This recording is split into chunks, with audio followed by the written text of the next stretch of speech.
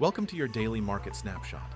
It was a relatively quiet day, with the market showing a marginal decline of 0.06%, reflecting a slight downward movement overall.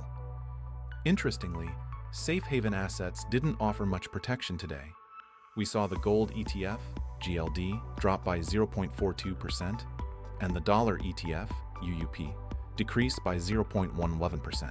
Looking at the sectors, it's a mixed bag.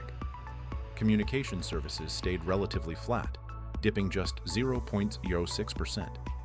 However, defensive sectors took a bigger hit, with healthcare down 0.57% and energy lagging significantly, dropping 1.14% on the day. Even with several sectors showing weakness, Apple, AAPL, stands out as a useful case study. Its consistent revenue streams, strong balance sheet, and durable competitive advantages make it a clear example of how solid fundamentals support long-term business strength. It's a practical illustration for learners who want to understand what a resilient, high-quality company looks like, without this being a recommendation to buy. To put their scale into perspective, consider this. Apple is effectively earning over $112 million every single day. While they do carry about $90 billion in debt, their cash flow is massive, and the stock is up over 18% in the past year alone. You can see that momentum clearly on the chart. Since late November, we've seen a steady upward trend in the stock price, recovering well from recent lows and pushing higher into December. The numbers back this up. Apple is boasting a gross margin of nearly 47% and a solid net profit margin of roughly 27%.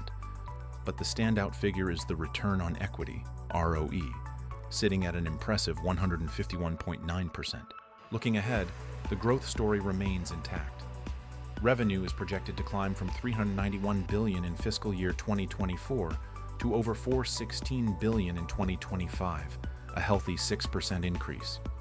Net income is also forecasted to grow by 8% in the same period. In summary, Apple shows strong financial health with steady revenue growth.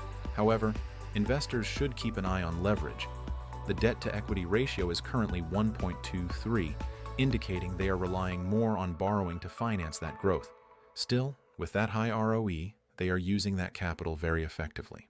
But that's just what the data says. What do you think? Is Apple a buy at these levels, or are you staying on the sidelines?